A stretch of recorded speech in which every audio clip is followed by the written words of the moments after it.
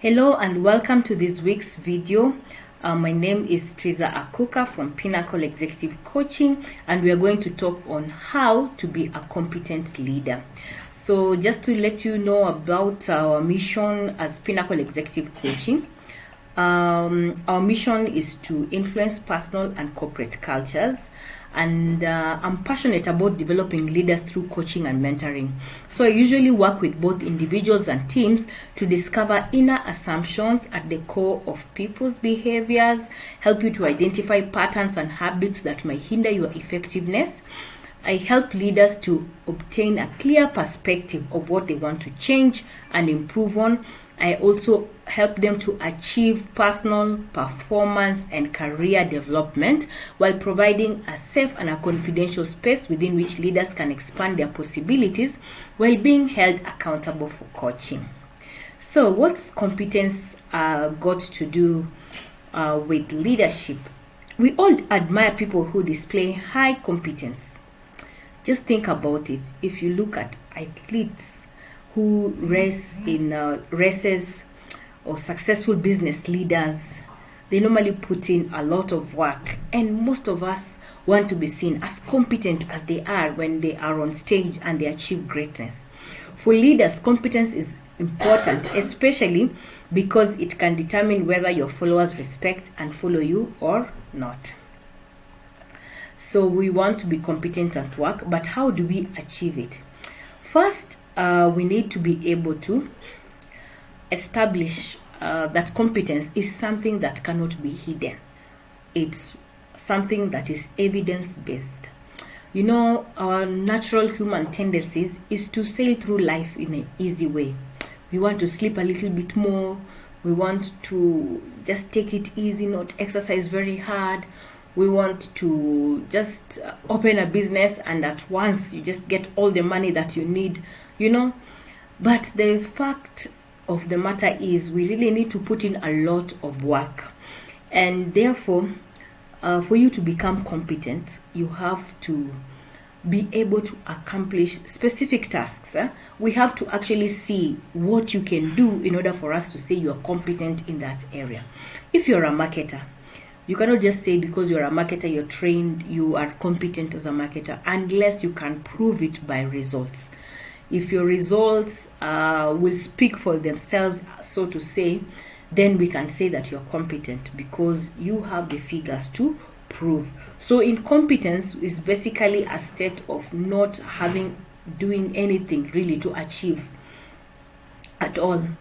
Competence is built just the way you have a muscle and you want to strengthen it. You have to do exercises every day to tone it, to eat well, so that muscle can be built up. That's the same way competence in leadership is built up. You have to evaluate yourself, you have to develop yourself, you have to get coaches, you have to get mentors, you have to read and research or learn from others in order to be able to build up that capacity. You have to go through rigorous trainings every now and then in order to be able to build up the competence to the level that you desire. And that's something that you can do. So I'm going to give you a few tactics on how to do that effectively. Number one, you have to rise up daily. Responsible people, they just show up when they're expected. But if you are to be more than just that, you want to be highly competent, you have to take it a step further. You have not only to show up, but show up consistently, whether you feel it or not.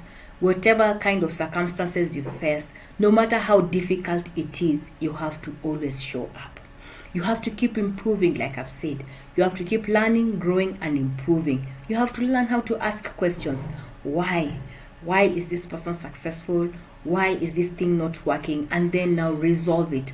You have to there's someone who said that you can ask yourself 5 whys to troubleshoot in order to really get to the bottom, the root of an issue. So you have to be able to do that in order now to actually become competent in something. You have to foster excellence in everything that you do. There's someone who is called Willa Foster who said that quality is never an accident. It's always the result of high intention, sincere effort, intelligent direction, and skillful execution. It represents the wise choice of many alternatives. If you want to perform at a very high level of excellence, this is something you deliberately set out to do. It's a choice. It's a matter of your will. It's your intention. So, because as leaders, we expect other people to follow us, we need to set pace and be able now to show them precisely how they can do that, so that we can also get to that level. So another strategy is just to always push yourself, go beyond expectations. Highly competent people always go the extra mile. For them, good is just not enough. Sometimes, things will always come up, and there's that tendency to just say, yeah, it could be just good like this. But if you're a leader who wants to be highly competent, you have to always strive to go beyond expectations. You need to be able to inspire self and others. Because you're performing at a high level, you have to be able to inspire and motivate others to be able to do the same. Whether it's on relational skills, whether it's on just in terms of vision, in terms of strategy, you have to be able to set up your team to that higher level of excellence and influence, and that's the only way you can be able to do it. So some of the things that you need to watch out for are your competencies, your attitudes, your knowledge, your skills. That's everything we are talking about. So in a nutshell, we want you to view yourself in and out. So when you're talking about personality, we want you to recheck. What is your willingness to perform? Are you self-confident? Do you have a sense of responsibility, self-discipline? You have to be honest, work in integrity as a leader. You have to be accountable. You need to have courage. Some of the professional ethos you need to check is whether you are ready to lead, whether you care for others, whether you're loyal to your cause or to your organization, whether you have the readiness to take initiative. When you're building yourself socially, when you're looking at social competencies, we're looking at your communication skills, the ability you have to handle conflicts, the ability to reach consensus, if there's empathy that you have, can you place yourself in other people's shoes, ability to take criticism. You need to take back constructive feedback, because that's what helps you to push yourself to go that extra mile to improve. You need to be able to work well with different kinds of people, intercultural competence, that's what it's called. You have to have the ability to motivate and inspire others. Professional competencies will be now based on your specific tasks that you're carrying out.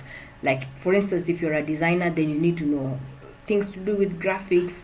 If you're a marketer, you need to know how to actually segment your market. You have to know how to go out to specific niche. You need to be able to know how to price and things like those ones. So these professional competencies are really sector based, so you can fill in for yourself what you need in your own personal sector to be able to succeed. So as we wind up, in a nutshell, if you think of competence, you're really considering people who can see what needs to happen. After that, they can make it actually happen. And finally, they can make it happen when it really counts, because if you do the right thing at the wrong time, the net effect is a failure. So you need to know when it counts, to do it when it really counts, in order to get the success that you're looking for. So when it comes to your profession, think about it yourself, your business, your organization. Where do you consistently perform?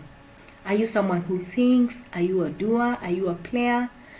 The better you are, the greater potential you will have to be able to influence everyone around you, and therefore you'll be able to shine as a leader. So I hope you've picked a few things that have been helpful for this week. Please remember to follow me on all my social media channels. I look forward to engaging with you, and see you next week. Thank you.